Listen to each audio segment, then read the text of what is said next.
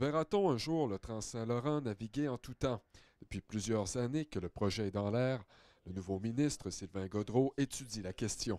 Je suis bien content d'entendre le ministre responsable du transport et, en plus, des municipalités. C'est que le ministre, qui se dit sensible au dossier, a pris connaissance notamment de l'étude du ministère des Transports sur le maintien des services à l'année. Il a lu le rapport des fonctionnaires qui avaient déposé à l'ancien ministre à l'époque, que nous, on n'a pas connu, d'ailleurs, on n'a pas vu encore, qui était supposé être dévoilé. L'aspect de la sécurité est toujours soulevé. La navigation en hiver représente certains défis avec les glaces et les vents, mais peut s'avérer possible avec le bateau actuel ou un autre, soutient le maire de Saint-Siméon.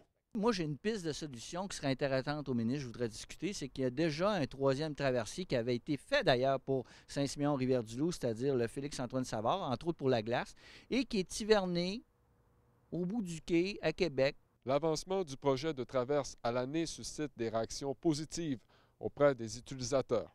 Beaucoup de gars de vannes, là. Ce serait très intéressant pour eux autres. L'hiver de la Côte-Nord, c'est pas intéressant bien dans le camion. Là. C'est pour ça que ça serait bon. Je pense que oui. Faire un détour, je pense qu'ici, serait un avance certain à traverser, c'est certain. Une voie l'hiver entre les rives sud et nord serait bénéfique, entre autres pour l'industrie du ski et de la motoneige. Selon Sylvain Tremblay, il faut voir le projet comme un investissement.